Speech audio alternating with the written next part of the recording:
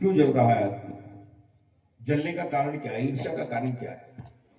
राग का और द्वेष का कारण क्या है? राग और द्वेष का जो कारण है वो हमारे संस्कार भी है, जो विरासत में हमको माता पिता से मिलते हैं। राग द्वेष ईर्ष्या आदि का जो कारण है वो हमारा संस्कार है, हमारा प्रारब्ध भी है। लेकिन हमारी ये जिम्मेदारी बनती है, माता पिता की जिम्मेदारी बनती है कि संतान को कैसा बनाया जाए।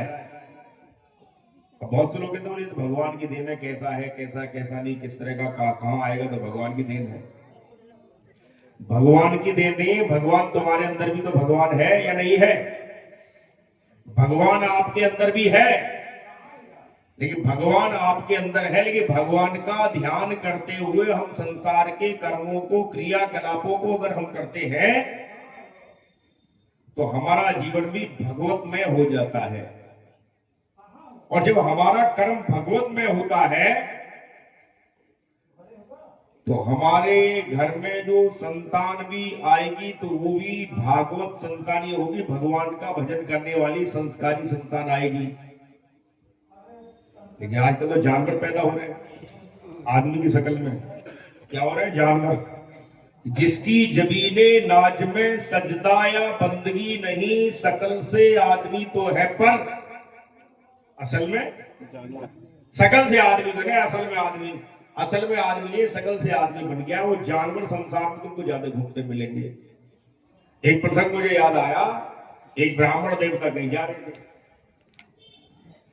भिक्षा टन के खाया करते। पहले जो ब्राह्मण लोग भिक्षा टन करके खाते थे, ब्राह्मणों का काम है ज्ञान देना, ज्ञान लेना या भिक्षा टन करके भोजन किया करते थे। उनको ज्यादा कामना नहीं होती भी आज है कल नहीं है, कोई दिक्कत नहीं, रोज का लाना खाना पीना रहता था। आजकल तो आदमी का पेट ही नहीं भरता। लाख है तो 2 लाख हो, 2 लाख है तो 10 लाख हो, 10 लाख है तो 20 लाख हो, 20 लाख है तो 1 करोड़ हो जाए, करोड़ हो तो 2 करोड़ हो जाए। आदमी की ये खोपड़ी, हवस की जो खोपड़ी बढ़ती नहीं कभी, लेकर के इतना सा भी नहीं जाना। अब वो जो ब्राह्मण देवता थे, एक नगर के अंदर गए, बड़ी सुंदर सुंदर बिल्डिंगें हैं, एक एक दो दो मंजिल, तीन तीन मंजिल के मकान वहां दिखाई दिए। बड़े संपन्न लोग हैं भाई, चलो भिक्षाटन कर लिया जाए। दोपहर का टाइम था, गर्मी का मौसम था, दरवाजा खटखटाया, कोई निकल के ही नहीं आया।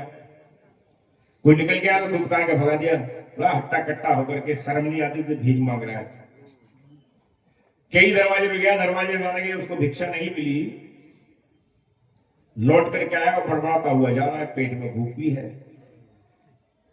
बड़बड़ाता हुआ जा रहा है, इतने में साधु महाराज मिल गए, अवधेशा नंदी मिल गई, ये समझो। अब साधु महाराज मिले, बोले क्या क्या परेशान है भाई? ब्राह्मण क्यों परेशान है तू? बोले इतना बड़ा नगर है, इतना बड़े पैसे वाले सेठ लोग हैं, लेकिन जो है मुझे किसी ने भोजन नहीं कराया, भिक्षा नहीं दी, ना धन दिया, ना रोटी दी, ना अन्न दी, कुछ नहीं दिया। कैसे लोग हैं?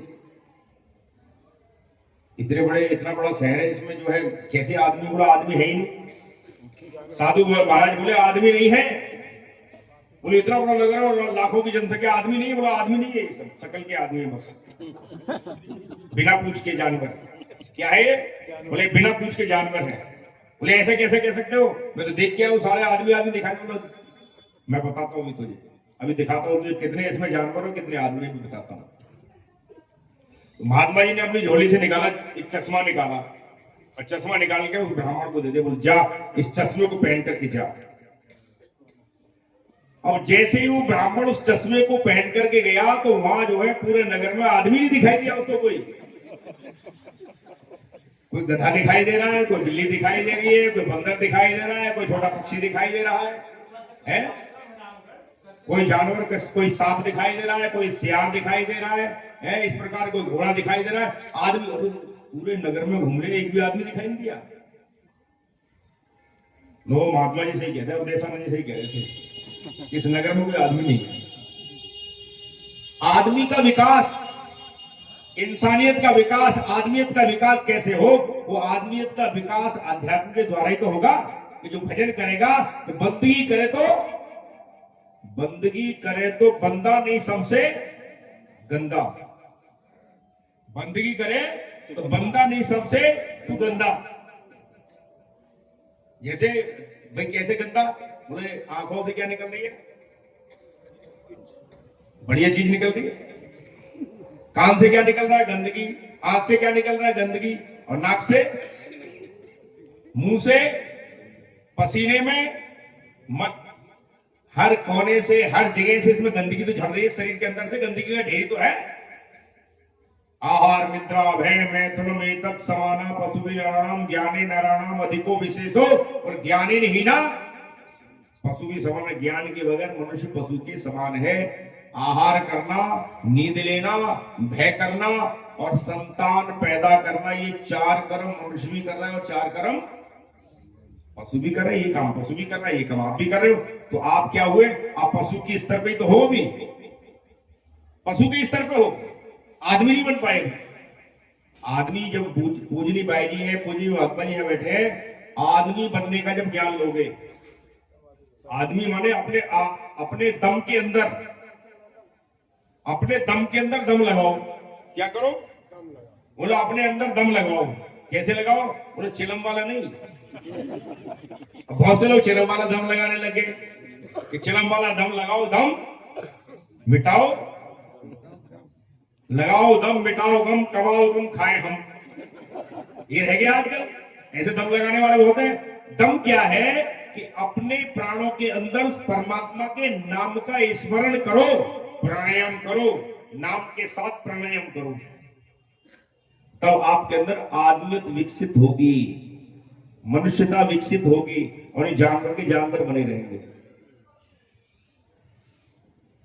अब आगे जब जाकर के देखा, चश्मा पहन के जा रहा, चांद पर आदमी की खोज कर रहा, वो आदमी मिल जाए, कोई आदमी मिल जाए, आदमी नहीं मिला उसको, आदमी नहीं मिला। एक चौराहे पे जाकर के देखा, एक व्यक्ति दिखाई दिया जिसके अंदर कुछ विकसित हो गई थी, आदमी इंसानियत विकसित हो गई थी।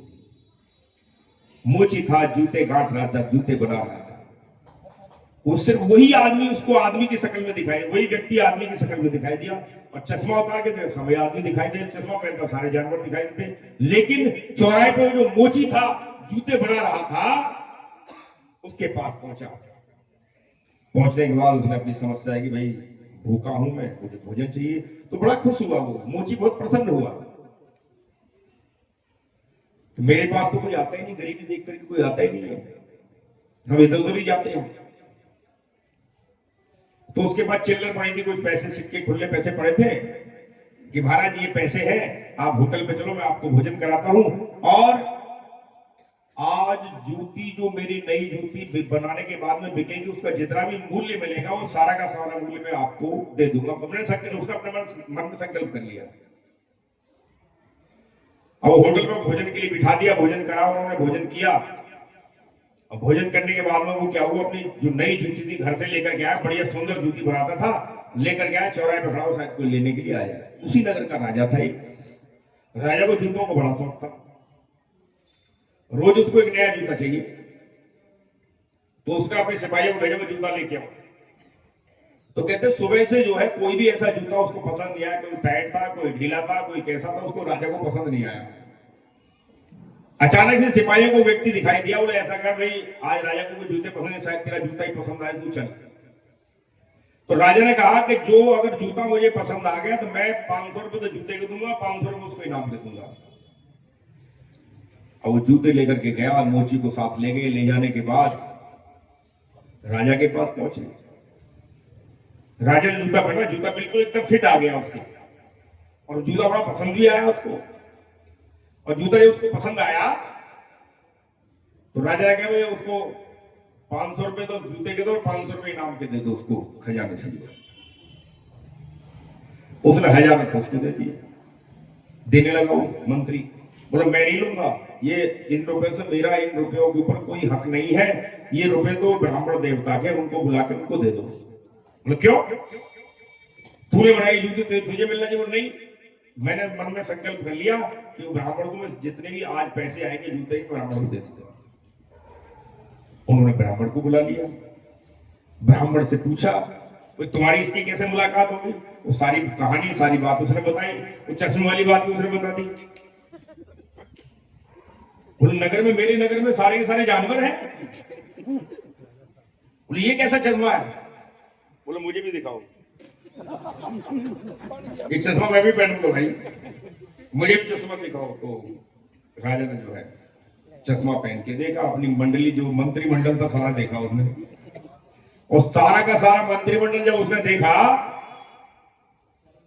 कोई भेड़िया, कोई गधा, कोई सियार, कोई ऊंट, इस प्रकार सारे के सारे मंत्रिमंडल के सब जानवर ही जानवर दिखाई। इसमें किसी भी आदमी विकसित नहीं हो पाई, ज्ञानी नहीं था, उपदेशी नहीं था।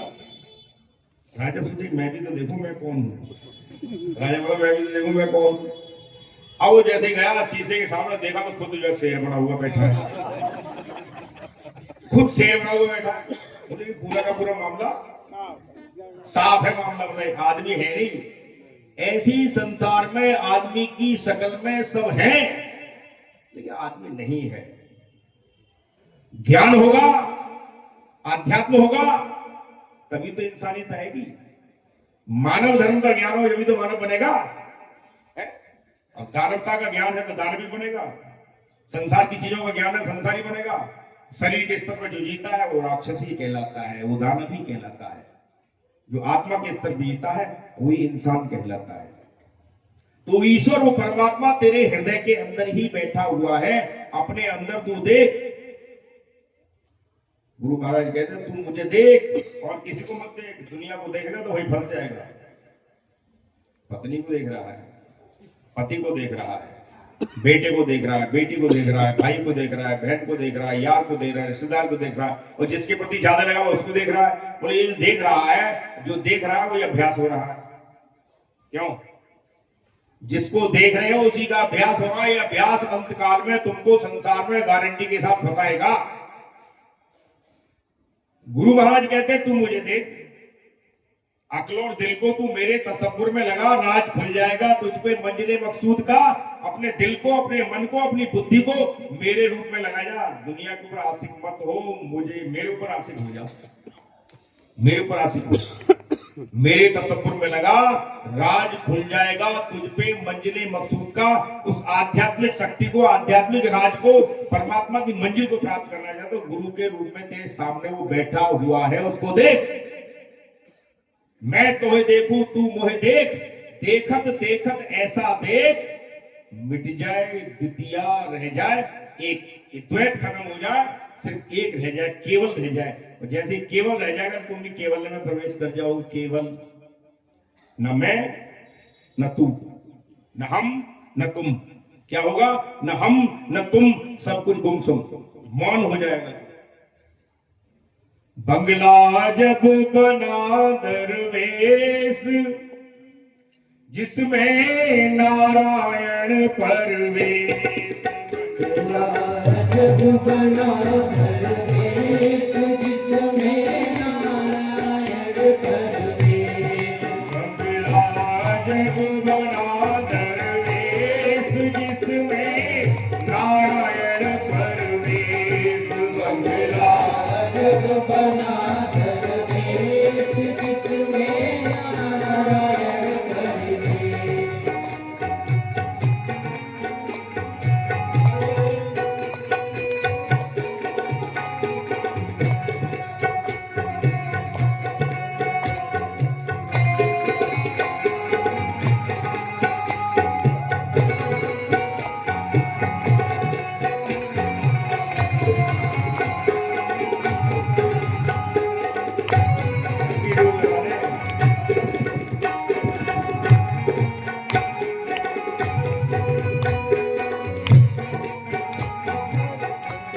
ये बंगला कैसे बनाया भगवान ने? पांच तत्व की ईंट बनाई, तीन गुणों का गारा। पांच तत्व की ईंट बनाई, तीन गुणों का गारा। पांच तत्व की ईंट बनाई, तीन गुणों का गारा। तत्व की ईंट बनाई, तीन गुणों का गारा। 3600 की छत बनाकर, 3600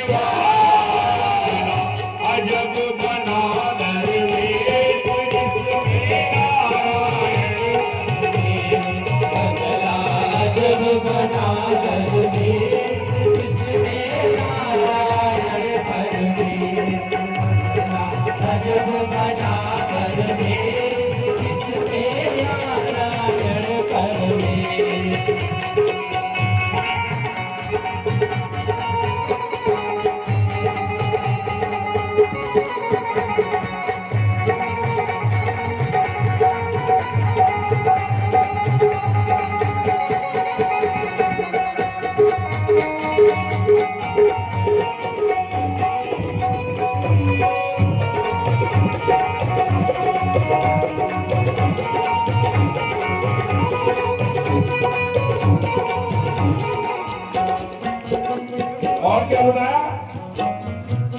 इस बंगले में 9 दरवाजे, बीच पवन का खंबा।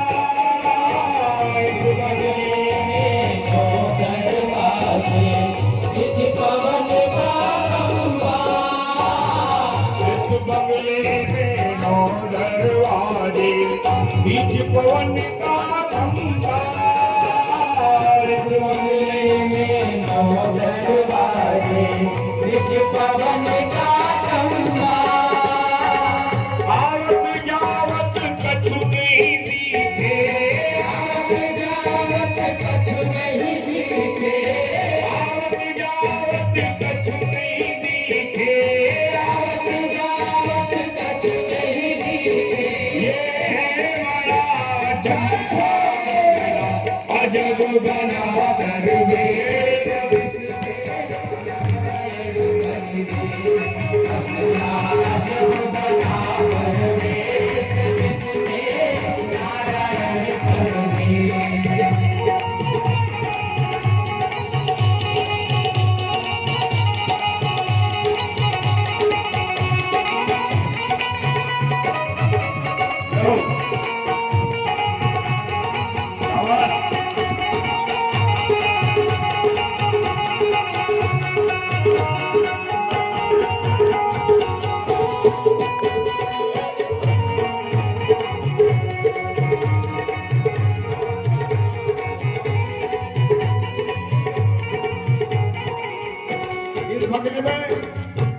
जुआ खेल रहे हैं, इंद्रियों के साथ मन, सारी बुद्धि, चित्त, अहंकार सारे मिलकर के। इस बंगले में चौपड़ बाजे, खेले 5 बजीसा। इस बंगले में चौपड़ बाजे, खेले 5 बजीसा। इस बंगले में चौपड़ बाजे, खेले 5 बजीसा।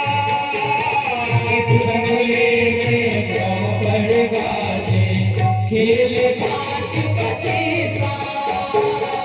कोई तो बाजी हार गया है, कोई तो बाजी हार गया है, कोई तो बाजी हार गया है, कोई तो बाजी हार गया है। कोई तो जग से जीता अजब बना दरवेश, जिसमें नारायण परवेश।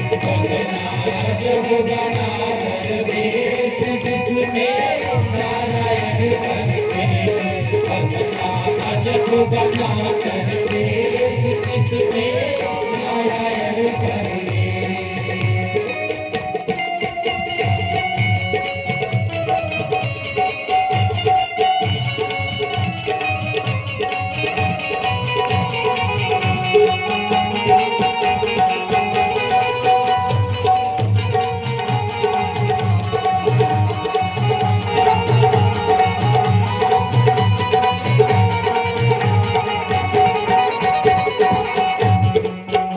इस बंगले में अब शरण आदरणीय पातोरे शरीर के अंदर सारी परियां आती है। इस बंगले में पातुर नाचे, मनवा ताल लगावे। इस बंगले में पातुर नाचे, मनवा ताल लगावे। इस बंगले में पातुर नाचे, मनवा ताल लगावे। इस बंगले में पातुर नाचे, मनवा ताल लगावे। तुरंत निरत के बाद घूमरो, तुरंत निरत के बाद घूमरो,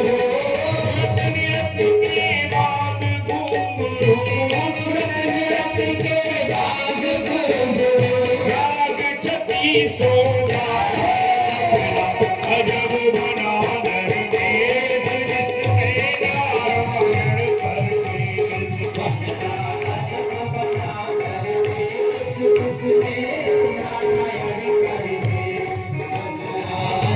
बना दरवेश जिसने नारायण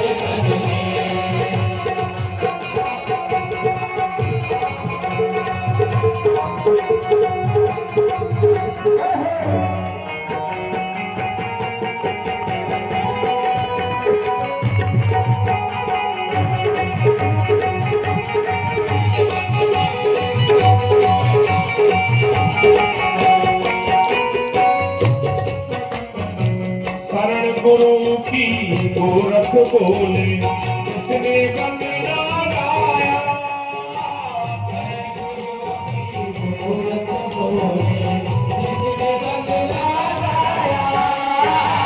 शरण मछंदर गोरख बोले किसने बंदना गाया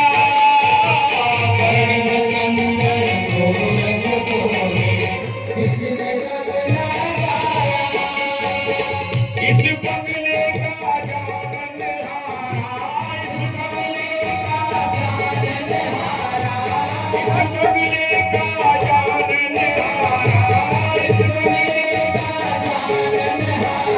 मेरे जन्म नहीं पाया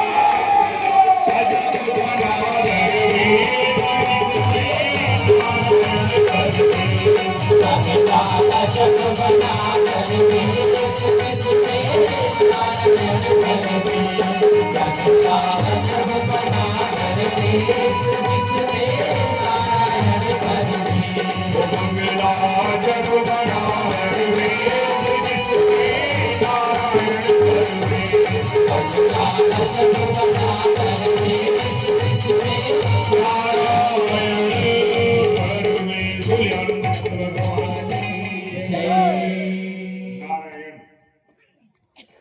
नार धन आयन नारायण जो इस आयन में ही रहता है, शरीर को इस शरीर रूपी घर में रहता है, उसको आयन माने होता है घर। वो नारायण जो है इसी घर के अंदर, इसी शरीर के अंदर रहता है, इसी के अंदर उसका प्रवेश है। संसार को बनाने के बाद में, शरीर को बनाने के बाद में इसी में वो प्रवेश कर गया। इसीलिए प्राचीन काल में, पुराने जमाने में हमारे गुरुकुलों में, हमारे विद्यालयों में बच्चों को, विद्यार्थियों को क्या दिया जाता था? उपदेश, यानी प्राण विद्या का उपदेश दिया जाता था, ब्रह्म विद्या का उपदेश दिया जाता था, जिससे कि वो देश का अच्छा नागरिक बने, न कि जानवर बने, न कि आतंकवादी बने, न भ्रष्टाचारी बने। आजकल क्या है, स्कूलों से, कॉलेजों से निकल करके बढ़िया बढ़िया पढ़ाई करके अध्यात्म ना होने का कोई वकील बन करके निकलता है। सेवा करने के लिए बनाया वकील, इंजीनियर बन के निकला तो समाज की सेवा करने के लिए बना इंजीनियर, नेता बना तो समाज की सेवा करने के लिए नेता बना, लेकिन नेता बन गया, क्या बन गया वो? नेता बन गया वो।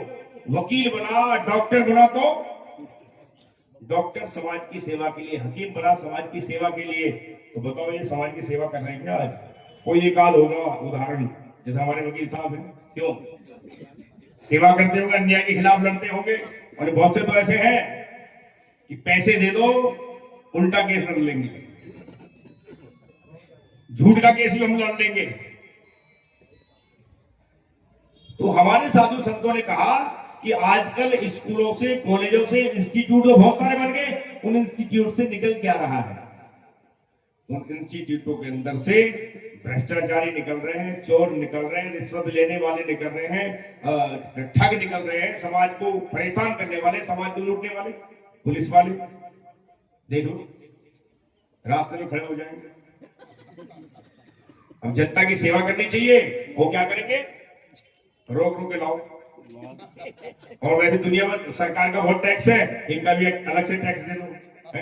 वैसे सरकार का दुनिया भर का टैक्स है, इनका टैक्स अलग से दो। ये सब क्या है? ये सब इसलिए है कि मनुष्य जो है, जनता जो है, अपने अधिकारों के बारे में जानती नहीं है। इसी वजह से जब पुलिस वाला कानून पढ़ता है, जब वकील कानून पढ़ता है, कोई और कानून पढ़ता है, तो कानून को जानता है, कानून को वही तोड़ता है। क्यों? कानून को जानने वाला, उसकी जानकारी जिसको है, तो कैसे तोड़ा जा सकता है। अब जिसको जानने वो क्या कानून तोड़ेगा। तो हमें उस कानून के बारे में, उस संविधान के बारे में जानना चाहिए। दूसरा, अपने अधिकारों के बारे में हमको जानना चाहिए। और तीसरी बात यह है कि अपने जीवन में जिस लक्ष्य को लेकर के हम संसार के अंदर आए हैं, उस लक्ष्य की प्राप्ति अगर हम कर लेंगे तो क्या होगा कि जब हमको हमारे बारे में पता चलेगा, हमारा ऑरा, हमारा तेज, हमारी शक्ति जब बढ़ेगी, तो हमारा कोई शोषण नहीं कर पाएगा, हमारा कोई शोषण नहीं कर पाएगा। और आज क्या वो शोषण हो रहा है समाज का। तो कहने का मतलब, जितने भी बड़े बड़े इंस्टीट्यूट हैं, इन इंस्टीट्यूटों से जो पढ़ करके विद्यार्थी निकलते हैं, प्राचीन काल में जो गुरुकुलों के अंदर से, विद्यालयों के अंदर से विद्यार्थी निकलते थे, वो देश के अच्छे नागरिक होते थे। तो अच्छे नागरिक होकर के वो देश की, समाज की सेवा करते थे। तो माता पिता की भी सेवा करके समाज की जो सेवा कर रहा है, वो माता पिता की सेवा नहीं करेगा। जैसे हमारे संतोष जी है भाई, समाज सेवी भी है, तो साथ में अपने माता पिता की भी सेवा कर रहे हैं, नहीं कर रहे हो। मैंने देखा अभी कल वहां कार्यक्रम था, हिंदू सम्मेलन था, हिंदुओं का जागरण का सम्मेलन था। कैसे जागरण होगा? हम बटे हुए हैं, हम बटे हुए तो कैसे इकट्ठे होंगे, कैसे एक होंगे, कैसे संगठित होंगे? भाषण से थोड़ी हो जाएंगे। और भाषण देने से कोई राम राज आ नहीं सकता। क्यों? तो मैंने देखा कि खुद की सेवा करते हैं, और साथ साथ माता पिता की, बुजुर्ग हैं, उनकी सेवा के लिए इन्होंने स्पेशल घर के अंदर बढ़िया एयर कंडीशन कमरा, उसमें माता पिता की सेवा के लिए आदमी रखा हुआ है। और खुद भी जाकर के सेवा के मौका लगता है, मिलते हैं, जुलते हैं, सेवा करते हैं। उनकी बाहर से जाते हुए भी मोबाइल के द्वारा उनकी फिक्र है, क्या है, बीमार है, कैसे है, हालचाल पूछते रहते हैं। दिन में कई जगह जाना पड़ता है, राजनीतिक क्षेत्र है। अब रामराज की बात कर रहे हैं, कौन लाएगा रामराज?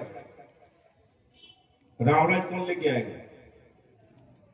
तो रामराज तो राम ही लेके आ सकता है। जो राम होगा, जो रमा हुआ होगा, जो व्यापक होगा, जो संसार में रहते हुए, शरीर में रहते हुए जो व्यापक है, जो राम है वर्तमान के अंदर, मैं त्रेता युग की बात नहीं, वर्तमान में जो राम है, उस राम की शक्ति को पहचानेंगे, उस राम को हृदय में जानेंगे। जब हृदय में रामराज हो जाएगा, जब भी समाज में रामराज होगा, तो सबके हृदय में राम का राज होना चाहिए, धर्म की स्थापना होनी चाहिए। सतयुग में आए विष्णु जी, उन्होंने धर्म की स्थापना की, लेकिन फिर भी धर्म की स्थापना नहीं हो पाई। टांग टूट गई धर्म की, एक चरण टूट गया धर्म का, त्रेता युग आ गया। स्थापना कहां हुई बताओ? क्यों हुई भाई? धर्म की स्थापना करने के भगवान विष्णु आए, तो क्या हुआ कि सतयुग में 4 चरण थे, एक चरण फिर भी टूट गया, फिर त्रेता युग आ गया, तो मामला बिगड़ गया। त्रेता में फिर राम जी आए, धर्म की स्थापना करेंगे। तो राम जी ने कोशिश की, तो फिर भी जब तक वो रहे तब ठीक ठाक रहा, सतयुग का माहौल रहा, चारों चरण हो गए। लेकिन बाद में उनके जाने के बाद एक चरण टूटा, तो फिर धर्म के जो है 2 चरण रह गए, 2 चरण टूट गए। उसके बाद द्वापर युग में बहुत बड़ी लड़ाई हुई, बहुत बड़ा विश्व युद्ध हुआ, महाभारत का युद्ध हुआ। भगवान कृष्ण ने कहा मैं भी स्थापना करूंगा। क्या करूंगा? बोले धर्म की स्थापना करूंगा। तो जब तक वो रहे, जब तक ठीक ठाक रहा, उनके जाने के बाद फिर एक चरण टूटा, धर्म जो एक चरण बने गया। अब कलयुग में क्या होगा? वैसे तो चहुयुग चहुसुत नाम प्रभाव, और कलि विशेष नहीं आन पाऊ। कि कलयुग में केवल मात्र नाम का ही सहारा है, और वो जो नाम है वो शरीर धारण कर लेगा कलयुग में। कि चारों युगों में नाम का प्रताप था, लेकिन कलयुग में विशेष है। और बोले कलयुग के अंदर वो हंस का अवतार होता है, फिर पुनः चारों चरणों की स्थापना वो कर देते हैं। ये 2050 तक हो जाना है, और गारंटी के साथ होगा। तो कहने का मतलब यह है कि सबसे पहले हृदय के अंदर राम का राज आए, राम को हम हृदय में जाने। राम क्या है? राम के बारे में कहा है कि राम सच्चिदानंद दिनेशा। क्या है? राम सच्चिदानंद दिनेसा और नहीं ते मो निशा। राम सत्य चित्त आनंद स्वरूप है, सत्य है, चेतन है, आनंद है। और क्या है? दिनेशा। अब दिनेशा माने क्या होता है?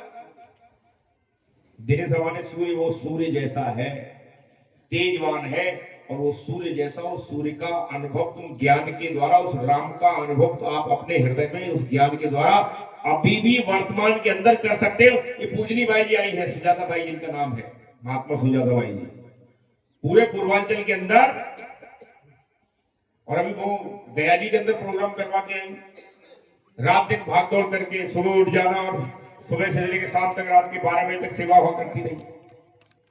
भंडारे का इनको दिया दी गई थी जिम्मेदारी। उससे पहले सतना में गई, सतना में एक हफ्ते में पूरी तैयारी करवा के प्रोग्राम। ये छोटी मोटी हस्ती थोड़ी है, समझो इस बात को। ये आप यहाँ आई हैं और साधन से भजन से पूरी तरह से प्रवीण है, साधन भजन में पूरी तरह से प्रवीण है, गुरु महाराज की कृपा से। तो हमारे साधु संत जो होते हैं संसार के अंदर, ज्ञानी लोग संसार के अंदर आकर के उसी ज्ञान के बारे में, उसी ज्ञान का वो प्रचार करते हैं। जिस ज्ञान का प्रचार राम ने किया, जिस ज्ञान का प्रचार भगवान कृष्ण ने किया, जिस ज्ञान का प्रचार जो है अर्जुन के अंदर हृदय में भगवान राम ने कराया, उसी ज्ञान का प्रचार महात्मा बुद्ध ने किया संसार में आकर के। उसी ज्ञान का प्रचार गुरु नानक देव से लेकर 10 गुरु ने किया, समर्थ गुरु रामदास ने किया। समर्थ गुरु रामदास जी तो कहते हैं, नाना शास्त्र पठेन लोके नाना देवत पूजनो आत्मज्ञान बिना पार्थ सर्व कर्म निरर्थकम। संसार में जितने भी कर्म है आत्मज्ञान के बिना सारे कर्म निरर्थक है। परम प्रकाश रूप भगवाना और नहीं तय पुण्य विज्ञान विहाना। बोलो परमात्मा प्रकाश स्वरूप है, ज्योति स्वरूप है, तुम उसको जानो। जाने बिन न होए, तुलसीदास जी कहते हैं रामचरितमानस के अंदर, क्या बोलते हैं? जाने बिन न होए प्रतीति, बिनु प्रतीत होए नहीं प्रीति। प्रीति बिना नहीं भगत दृढ़ाई, जिमि खगेश जल विच चिकनाई। बिन विश्वास ही प्रेम नहीं, तेह बिन द्रवहीन राम। राम कृपा बिन सपने हूँ, जीवन ले ही विश्राम। ये तुलसीदास जी ने कहा कि जब तक जान पहचान नहीं होगी तुम उसको याद नहीं कर सकते। परमात्मा को याद करना है तो पहले उसकी जानकारी प्राप्त करनी होगी।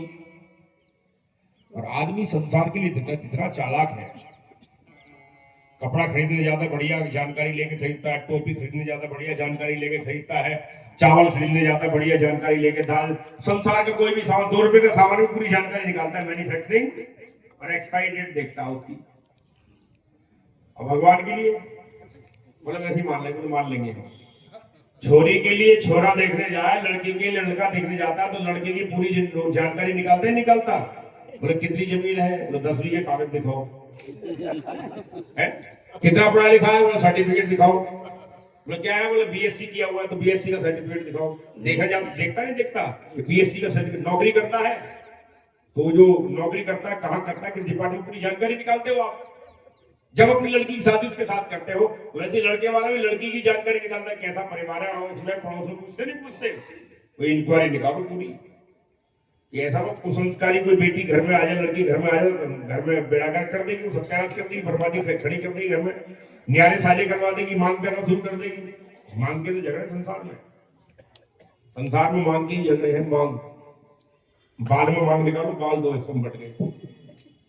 बालों में मांग निकालते ही बाल 2 हिस्सों में बढ़ जाते हैं। ऐसे ही संसार के अंदर मांगे चल रही है। नेताजी अपनी मांग कर रहे हैं, व्यापारी अपनी मांग कर रहे हैं, वकील लोग अपनी मांग करते हैं, मास्टर लोग अपनी मांग करते हैं, कर्मचारी अपनी मांग करते हैं, व्यापारी अपनी, सब संसार में मांग का ही झगड़ा है। और मांग के कारण सब अलग अलग हो रहे, सब अनेक हो गए, अलग अलग हो गए सब। मांग के कारण सब अलग अलग। पत्नी पति से मांग कर देती है, बेटा बाप से मांग करता है, और मांग के कारण क्या होता है? अलगाव हो जाता है।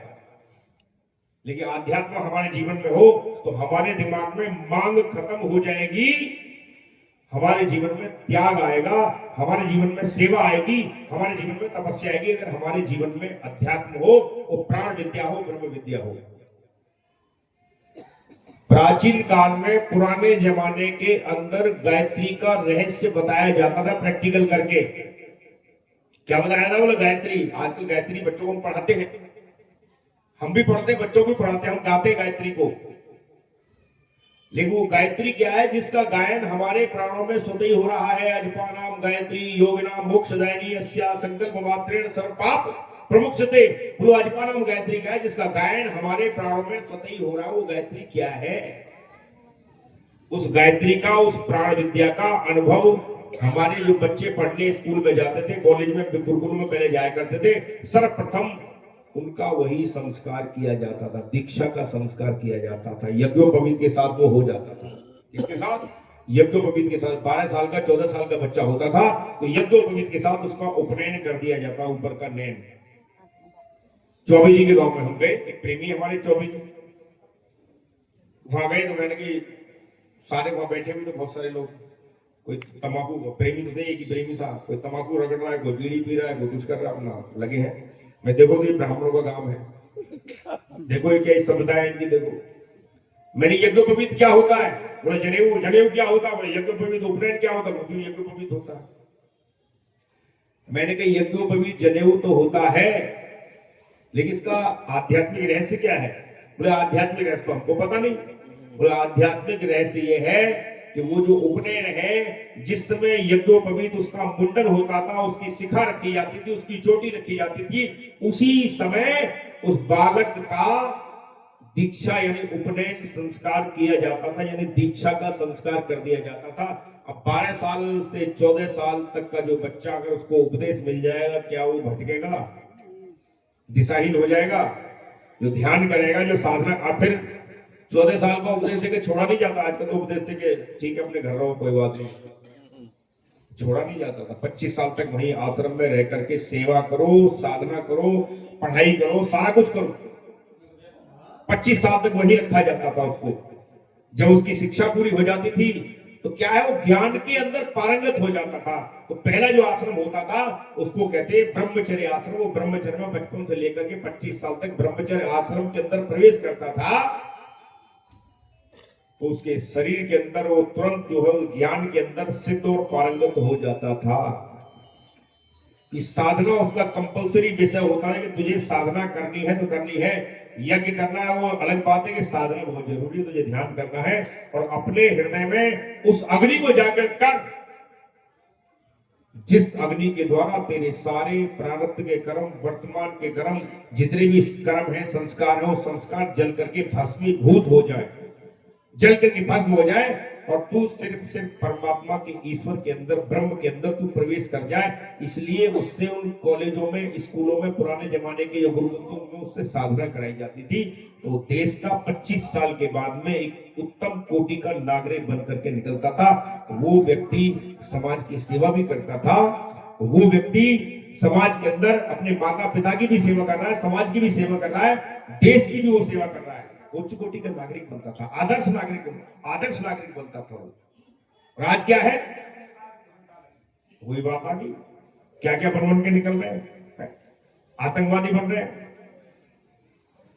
हनुमान जी जब लंका के अंदर गए, तो भगवान राम ने भेजा था पता करने के लिए, इस माता सीता को की खोज करने के लिए लंका में भेजा। वहां लंकनी की कहानी सभी को पता ही है। वहां जब घूमे, महलों में ढूंढ रहे माता जी कहाँ है, माता जी कहाँ है, मतलब माता जी को ढूंढ रहा था वो हनुमान जी जो है, तो महलों में ढूंढते फिरे। तो महलों में पहले तो उनके अंदर भय था, भी दूसरे के देश में जा रहा है, दूसरे के राज्य में जा रहा है, मन में थोड़ा सा था। लेकिन महलों में घूमने के बाद में हनुमान जी की ताकत बढ़ गई, और ज्यादा ताकत बढ़ गई, शक्ति बढ़ गई। क्यों बढ़ी? वहां महलों में उन्होंने देखा कि राक्षसों के घर में राक्षसों की होनी चाहिए बेटियां, या दूसरों की होनी चाहिए। ब्राह्मण के घर में ब्राह्मण की बेटी आती है, क्षत्रिय के घर में क्षत्रिय की बेटी आती है, यादव के घर में यादव की बेटी आएगी। तो वहां देखा कि वहां राक्षसों की बेटियों के साथ साथ सभी तरह की लड़कियां वहां मौजूद, महलों में लेटी पड़ी है, सोई पड़ी है। सुर नाग नर गंधर्व कन्या रूप मुनि मन मोहिनी। देवताओं की कन्या, नागों की कन्याएं, गंधर्वों की कन्याएं, मनुष्यों की कन्या वहां थी। कहा? तो लंका के महलों में। और महलों में ढूंढते हुए माता सीता की खोज, लेकिन माता सीता महलों में तो थी नहीं। तो किडनैपर तो पहले से थे। हनुमान जी समझिए भाई किडनैपर लोग हैं। कौन है ये? बोले किडनैपर है, जिहादी लोग हैं। और चाहते तो उसी समय नष्ट कर सकते हैं। और आज भी तो है किडनैपर, आज नहीं किडनैपर, आज भी किडनैपर है। इसलिए अपने बेटे और बेटियों को ऐसे संस्कार दो जिससे उनका चरित्र जो उच्च कोटि का चरित्र बने, उज्जवल चरित्र बने, उज्जवल भविष्य उनका बने। और जरा से किसी की बहकावे में आकर के किधर से उधर चले जाते हैं लड़के, कहीं चले। और क्या हुआ आजकल? तो वो चल गया है वो फेसबुक में फेस से फेस मिल जाते हैं आपस में। फेसबुक में जाके फेस से फेस मिल जाते हैं। और वो दूर से कोई लंदन की, कोई कहीं की, कोई पाकिस्तान की है, उनकी यारी दोस्ती हो रही है फेसबुक के ऊपर। क्या आ गई बीमारी, क्या बीमारी आ गई है? और ये बीमारी सभी को लगी हुई है। इस बीमारी से अपने बच्चों को दूर रखो। एक पूजनी बाई ने यूथ का एक बनाया है, यूथ विंग बना रही बाई ने। अपने बच्चों के नाम, चाहे 8 साल का है, 10 साल का है, यूथ विंग के अंदर बच्चों को जोड़ो। ये महात्मा जी के पास नाम लिखो, यूथ विंग के अंदर बच्चों को जोड़ो, उनको ट्रेनिंग दो। यूथ के कार्यकर्ता को वहां से बुलाओ, मीटिंग रखो। पूजनी बाई जी को भी यहाँ बुला करके मीटिंग रख सकते हो। किस तरह से काम करना है, किस तरह से प्रारूप उसका बनाना है, ये सारा काम आपको करना चाहिए। बच्चों में अच्छे संस्कार आएंगे, अच्छा नागरिक बनेगा। और नहीं फिर क्या है कि 14 साल की उम्र में अगर आपने उपदेश नहीं कराया, जैसे भी माता जी बताएंगे, जैसे पौधा छोटा होता है तो उसको बांस का डंडे का सहारा दिया जाता है, लाठी का सहारा दिया जाता है, तो सीधा चलता है। और सहारा नहीं हो तो इधर भी जा सकता है, इधर भी जा सकता है, कहीं भी जा सकता है, दिशाहीन हो सकता है। और जब वो 20 साल का, 22 साल का, 25 साल का हो जाएगा, तना जब मोटा हो जाएगा उस पौधे का, फिर आप कोशिश करोगे इसके बांस लगा दो, इसको संस्कार दिला दो, इसको उपदेश दिला दो, उसको क्या तो लेगा फिर वो ज्ञान? नहीं लेगा। इसलिए उस कच्ची उम्र के अंदर ही बच्चों को सही संस्कार हमको देना चाहिए। नहीं देंगे तो जैसे नेताजी बता रहे थे आपको, कई जगह हमने देखा कि वो लाशें सड़ गई, बच्चे विदेशों में हैं, माँ जो है घर के अंदर, फ्लैट के अंदर, बढ़िया सुंदर फ्लैट था, वो फ्लैट के अंदर अकेली पड़ी पड़ी बीमार थी, बीमार किसी को इलाज नहीं कर पाया। उसी के अंदर कई दिनों के बाद बदबू पैदा हुई शरीर में, बदबू कहां से आ रही है? तो फिर पड़ोसी ने दाह संस्कार किया। ऐसी औलाद का क्या है? ऐसी औलाद को धिक्कार है। कितने भी उसको नेता बना दो, उसको मंत्री बना दो, IAS PCS कुछ भी बना दो, विदेशों में भेज दो, लाखों रुपए कमा ही लेगा, उससे कुछ फर्क नहीं होने वाला। अरे यही रह करके 2 रोटी अगर कम भी पैसे कमा रहा है, 2 रोटी खुद भी खाएगा और 2 रोटी आपको भी खिला देगा, उसके जीवन में सही संस्कार है तो। माटी का खिलौना बिके, माटी के मोल रे। ये मिट्टी का खिलौना मिट्टी मिल जा रहा है, सावधान हो जाओ। मिट्टी में मिलने से पहले मिट्टी के राज को, मिट्टी के रहस्य को जान लो। इस मिट्टी को चला कौन रहा है? ये हेडलाइट को जला कौन रहा है? ये ऑडियो को चला कौन रहा है? कौन चला रहा है? अरे माटी का खिलौना बिके, माटी के मोल रे। माटी का खिलौना बिके, माटी के मोल रे। माटी का खिलौना बिके, माटी के मोल। बोलो, माटी का खिलौना बिके, माटी के मोल रे। साधु जन बताए इसमें, साधु जन बताए इसमें, साधु जन बताए इसमें, साधु जन बताए इसमें, हीरा मोल रे। माटी का खिलौना बिके, माटी के मोल रे। माटी का खिलौना बिके, माटी के मोल रे।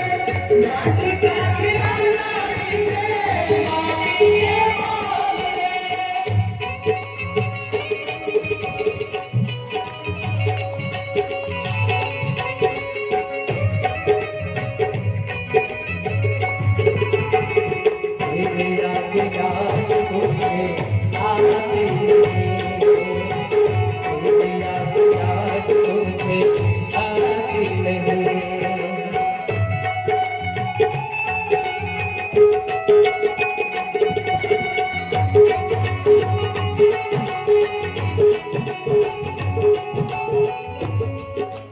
खिलौना परमात्मा ने उस एक परमात्मा ने कैसे बनाया?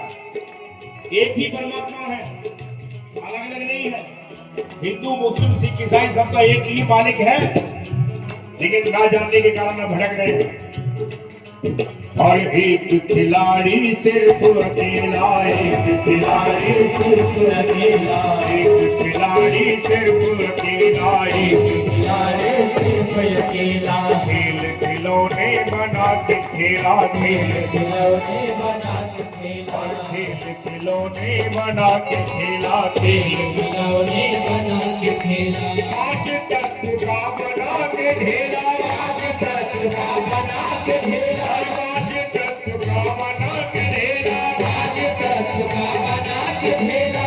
रच दिया पुतलाल बेला, रच दिया पुतलाल बेला, रच दिया पुतलाल बेला, रच दिया पुतलाल बेला। कोई सांवला कोई सलोना, कोई सांवला कोई सलोना, कोई सांवला कोई सलोना, कोई सांवला कोई सलोना। रंग बिरंगे बोल रे, माटी का खिलौना बेचे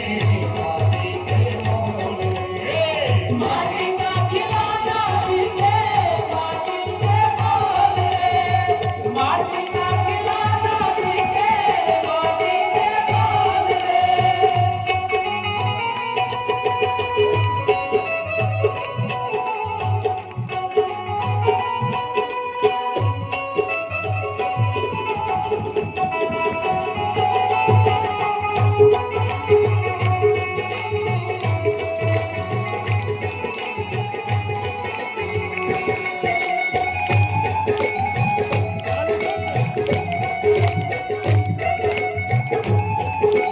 ये मिट्टी का पुतला कैसे बनाया भगवान ने? ये मिट्टी का पुतला कैसे बनाया?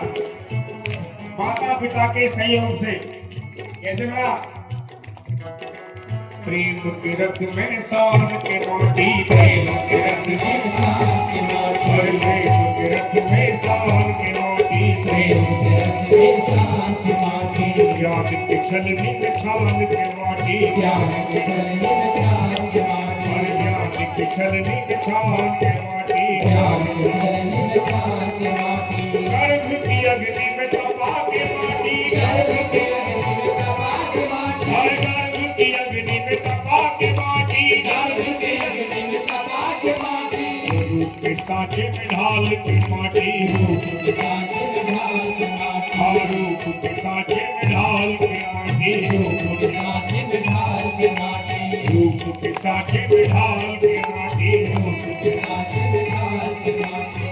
दुनिया के मेले में रख दिए, दुनिया में रख दिए, दुनिया के मेले में रख दिए, सबके चेहरे खोल रे, माटी का खिलौना बिके, माटी का खिलौना बिके, माटी के बोल रे, माटी का खिलौना बिके, माटी के बोल रे।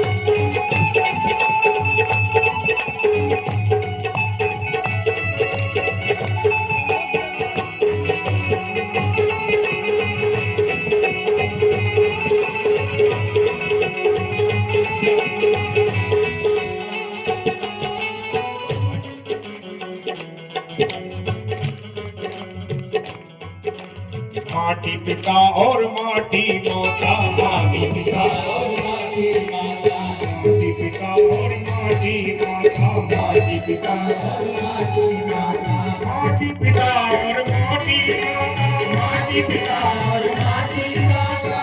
माटी का माटी से नाता, माटी का माटी से नाता, माटी का माटी से नाता, माटी का माटी से नाता। फूट फूट माटी बन जाता, फूट फूट माटी बन जाता, फूट फूट माटी बन जाता, टूट टूट माटी बन जाता, माटी में ही खेल खिलाता, माटी में ही खेल खिलाता, माटी में ही खेल खिलाता, माटी में ही खेल खिलाता। कारीगर की करामात से, कारीगर की करामात से, कारीगर की करामात से, कारीगर की करामात से, माटी उठती बोल रे, माटी का खिलौना बिके, माटी का खिलौना बिके, माटी के बोल रे, माटी का खिलौना बिके, माटी के बोल रे।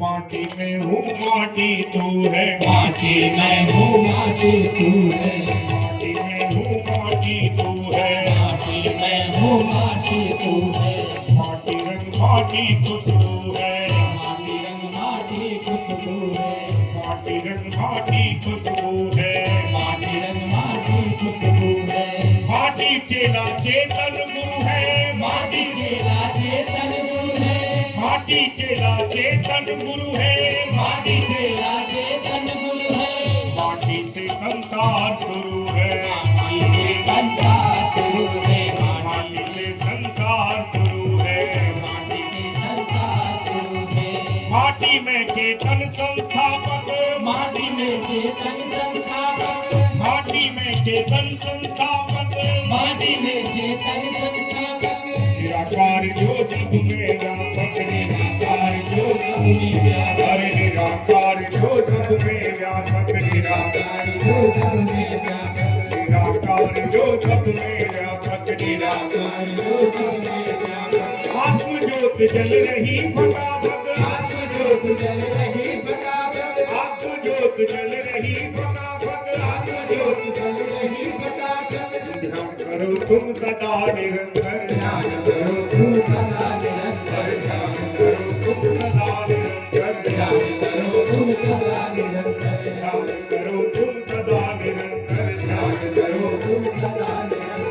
कमलापति निर्गुण कुमार की, कमलापति निर्गुण कुमार की, कमलापति निर्गुण कुमार की, कमलापति निर्गुण कुमार की, क्यों ना करे टटोल रे, माटी का खिलौना बिके, माटी के मोल रे, माटी का खिलौना बिके, माटी के मोल रे, माटी का खिलौना बिके, माटी के मोल रे, माटी का खिलौना बिके, माटी के मोल रे। बोले आनंद भगवान की जय। तो हमारे साधु संतों ने कहा कि भैया इस माटी में मिलने से पहले माटी को जो चला रहा है इसके करंट को जान लो। किसको? जो इसके अंदर करंट है, जो इसके अंदर बिजली है, और बिजली को पकड़ो। बल्ब दिखाई देता है, बिजली दिखाई देती, पंखा दिखाई देता है, बिजली दिखाई नहीं देती, माइक दिखाई दे रहा है, आवाज जा रही है बाहर, लेकिन जो बिजली है वो दिखाई नहीं दे रही है।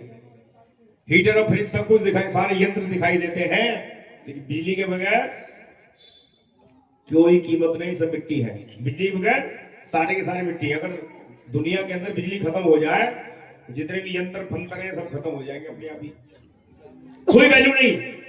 वैसे ही स्त्री हो, पुरुष हो, छोटा हो, बड़ा हो, हाथी हो, चींटी हो, ब्राह्मण हो, चांडाल हो, सबके अंदर वो करंट, वो बिजली परमात्मा रूपी करंट है। उस करंट को अपने जीवन में हमको जानना, उस बिजली को अपने जीवन में जानना है। साधु संत लोग ज्ञान देते हैं, उपदेश देते हैं, तो क्या कहते हैं कि आसन पदम लगाकर बैठो, उलट नैन का तारा रे। क्या बोलते हैं? आसन पदम लगाकर बैठो, उलट नैन का तारा रे। जैसे भगवान शंकर आंखों के तारों को उलट करके बैठे हैं। भगवान शंकर ध्यान में बैठे नहीं बैठे? आपका टाइम हो गया है। वो कहते हैं कि घट में ही उजियारा साधो, घट में ही परमात्मा ज्योति स्वरूप प्रकाश स्वरूप को तू जान।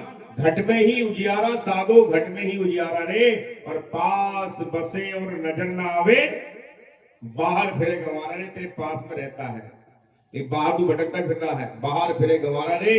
और बिन सतगुरु के भेद न पावे, कोट जतन कर हारा रे साधु, कोट जतन कर हारा रे। तेरे घट में ही उजियारा साधु, घट में ही उजियारा रे। महात्मा बुद्ध बैठे, महावीर स्वामी बैठे, कैसे? आंखों के तारों को स्थिर करके, आंखों के तारों को उलट के बैठे नहीं बैठे? भगवान शंकर भी बैठे हैं, भगवान विष्णु भी क्षीर सागर में बैठे हुए हैं। जितने भी महापुरुष हैं सारे के सारे आंखों के तारों को उलट करके बैठे हुए हैं। क्यों? इन आंखों के तारों को उलटने में क्या रखा है? बोलो, आंखों के तारों को उल्टोगे तो तुम्हें परमात्मा का दर्शन होगा, साक्षात्कार होगा, लेकिन ज्ञान लेने के बाद, उपदेश लेने के बाद। अब आंखों के तारों को क्यों उलटवाते महात्मा लोग? भगवान शंकर भी कहते हैं कि हे पार्वती, जीव का जो मन है आंखों के तारों में रहता, जागृत अवस्था में, और आंखों के तारों में रहता है, तो कई तारों को जो है रोकना पड़ता है। तार जब रुक जाते हैं तो जीव अपने हृदय में उस परमात्मा के ज्योति का साक्षात्कार करता है, परमात्मा के प्रकाश का साक्षात्कार करता है। और वेद व्यास कहते हैं अगर सच्चा गुरु मिल जाए तो, नहीं बदल दो, सच्चा गुरु मिल जाए तो ऐसा अनुभव होता है। कैसा अनुभव होता है?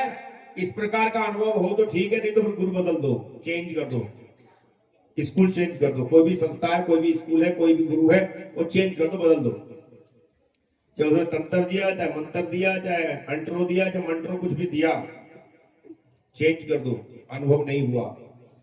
वो कहते हैं, उपनिषदों में आता है, वेद व्यास समझाते हैं, निहार धूमार का नीला नलानाम खद्योत विद्युत स्फटिक शशिनाम एतानी रूपानी पुरे सरानी ब्रह्मांड विभूति करानी होगी। यानी कि जीव को जब ज्ञान होता है, उपदेश होता है, तो अपने हृदय में ऐसा अनुभव करता है।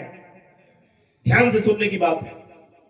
निहार यानी कुछ अंधेरा जैसा, कुछ धुएं जैसा, कुछ कोहरे जैसा, कुछ अग्नि की सरसराहट सी महसूस होती है, वायु की सरसराहट सी महसूस होती है। और के खद्योत विद्युत, खद्योत माने जुगनू जो चमकता है रात को, चमकता ही चमकता, तो खद्योत माने जुगनू के जैसा, विद्युत माने बिजली के जैसा। खद्योत विद्युत स्फटिक यानी उज्जवल प्रकाश, शशिनाम सूर्य का, चंद्रमा का प्रकाश जीव अपने हृदय में अनुभव करता है, जो गुरु ज्ञान देता है। और ये तो शुरुआत की चीजें, बोले इससे भी ज्यादा है। कभी कभी जीव जो है अपने हृदय में ब्रह्म ज्योति का साक्षात्कार करने लग जाता है। कभी बिजली, कभी चंदा, कभी सूरज नजर आवे, कभी बिजली, कभी चंदा, कभी सूरज नजर आवे, कभी फिर ध्यान में भासे वो ब्रह्म ज्योति का चमकारा। अगर है प्रेम दर्शन का, भजन से प्रीति कर प्यारा। वो कहते अगर प्रेम दर्शन कर, भजन कर। कभी बिजली, कभी चंदा, कभी सूरज नजर आवे, और कभी कभी हृदय के अंदर ब्रह्म ज्योति का साक्षात्कार होने लग जाता है। और इसी के द्वारा तुम्हारे सारे कर्म डिलीट होंगे। जो रिकॉर्डिंग हो गई है तुम्हारे अंदर अंट उल्टी पुल्टी, जो मन पिक्चर बना लेता है। मन जो है हमारा, मनीराम वकील साहब पिक्चर बनाते रहते हैं, फाइलें बनाते रहते हैं। ये फाइल बनाता है, पिक्चर बनाता रहता है, और ये पिक्चर जितनी ज्यादा बन जाती है उतनी आदमी खोपड़ी खराब, जितनी ज्यादा जानकारी हो उतनी आदमी का अहंकार बढ़ जाता है। मैं बहुत जानता हूं, मैं बहुत बड़ा अकलमंद हूं। क्या हूं मैं? अकलमंद, अकलबंद हूं मैं। क्या कहते हो? अकल से बंद हूं मैं, बहुत बड़ा अकलबंद हूं मैं।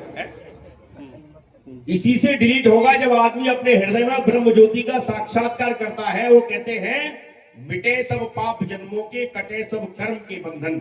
ये कर्म के बंधन, पाप के बंधन सारे कट जाएंगे, सब डिलीट हो जाएंगे, संस्कार जल करके भस्म हो जाएंगे।